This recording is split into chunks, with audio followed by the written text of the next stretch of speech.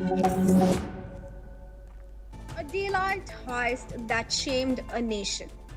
When France's heritage slipped unguarded, stolen jewels exposed deeper state failures, security lapses, political accountability questioned. One robbery revealed a cultural crisis. Hello, I'm Kriti Mehta and you're watching another episode of Explained with me. Now on October 19 this year, in the heart of Paris, history was stolen in plain sight. In less than 8 minutes, thieves walked into the Louvre Museum, shattered glass cases in one of its most ornate halls and disappeared with France's priceless crown jewels. The robbery unfolded while visitors were inside, guards were on duty, and alarms were sounding. This was not just a scene from a movie, it was a real crime inside the world's most visited museum. On this episode of Explained, we break down how the Louvre heist unfolded, what was stolen, why multiple warning signs were ignored, and how a museum that symbolizes human civilization found itself exposed by its own aging walls. Now, the robbery took place shortly after 9:30 in the morning, just half an hour after the Louvre opened to visitors. 4 men arrived near the River Seine, dressed in high-visibility construction gear, blending seamlessly into the daily activity surrounding the historic complex. Paris is a city of constant maintenance, and nothing about their appearance seemed unusual. The thieves used a vehicle-mounted furniture lift, a common tool in French cities, to reach a first-floor balcony window near the Galerie de Plomb. This gallery is not just decorative, it houses what remains of France's royal and imperial jewellery. 2 members of the group climbed the lift, cut through a window using power tools, and entered the museum.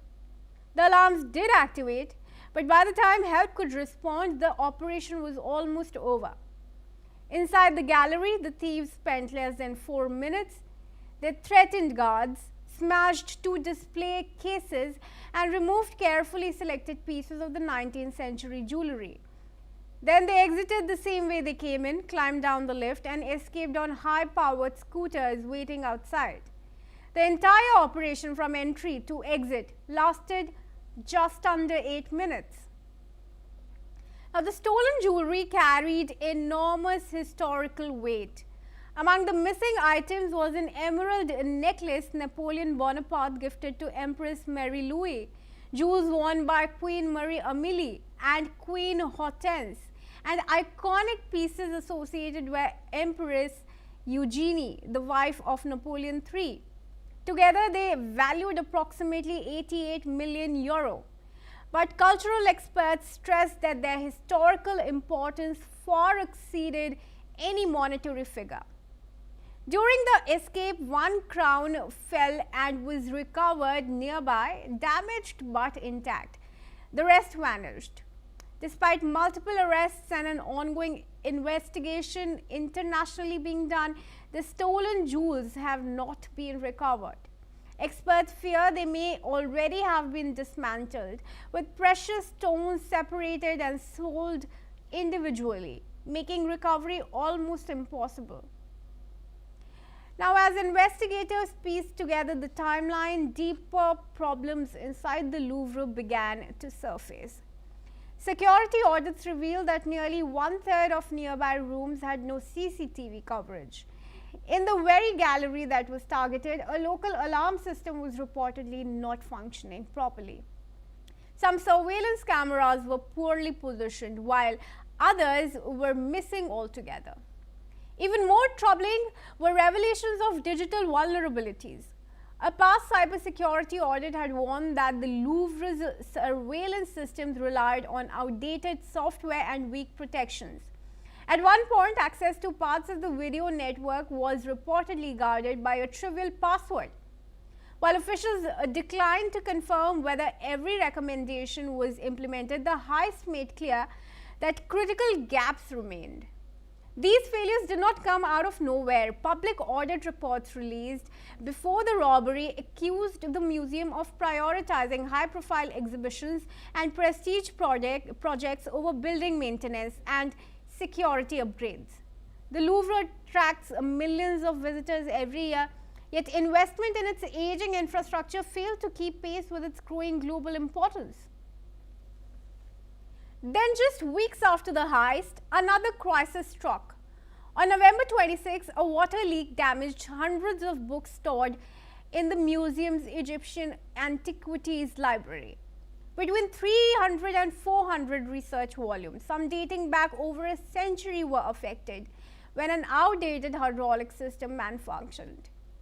Now, while officials said no unique artifacts were stolen or destroyed, the incident reinforced concerns about long neglected repairs and limited funding for essential safeguards.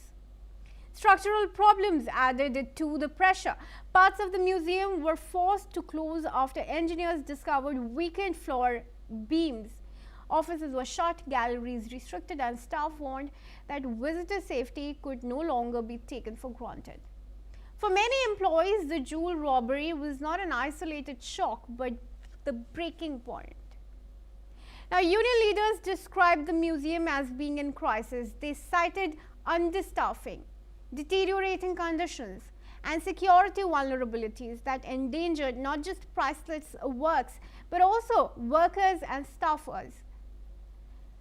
Visitors and staff voted unanimously to strike, warning that rolling industrial action could force the museum to close. Under political pressure, the French government responded. President Emmanuel Macron called the robbery an attack on French history and ordered faster implementation of long-delayed security reforms.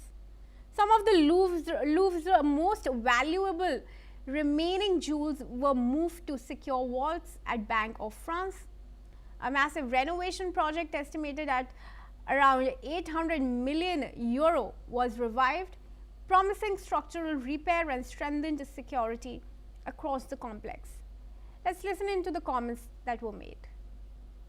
Il a ensuite eu un mot sur ce qui s'est passé au Louvre et qui a ému et interpellé les Français. Il a salué la mobilisation de la ministre de la Culture, Rachida Dati, et du ministre de l'Intérieur, Laurent Nunez, en appelant chacun à garder son sang-froid. Des enquêtes administratives d'une part et judiciaires d'autre part sont en cours et permettront de faire toute la lumière sur ce qui s'est passé.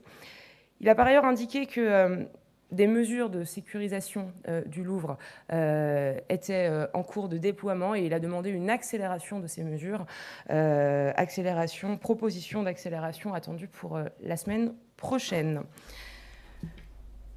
J'en viens à la partie... Attention soon focused on accountability at the highest levels. The culture minister faced intense questioning over oversight and funding decisions. Critics asked why warnings were not acted upon earlier and whether government priorities had left cultural institutions exposed. Listen into what the culture minister had to say. Mais je le redis, parce que c'est aussi important de le redire et de l'affirmer, si ce vol spectaculaire a eu lieu, c'est donc un échec. C'est un échec pour tout le monde, c'est un échec pour le musée du Louvre. Des failles sécuritaires ont bien existé. Elles ont bien existé et donc il faudra y remédier. The museum's director publicly acknowledged security failures, describing them as serious and unacceptable. She admitted the robbery revealed weakness that should have been addressed sooner. According to BBC News reporting on October 19 of this year, the admission intensified calls for reform rather than calming public anger. In political circles, the debate widened. Was this an isolated failure or a symptom of deeper state mismanagement? The Louvre heist was not just a daring theft, it was a revelation. It exposed how centuries-old institutions can become vulnerable when warnings are ignored, maintenance is delayed, and security fails to evolve. The world's most visited museum, a symbol of human history and achievement, was undone not by force but by neglect. As France races to secure its heritage and rebuild trust, one question still lingers. If the Louvre can be breached in daylight, what does that say about how we protect the past in a rapidly changing world? This was not just a crime, it was a lesson.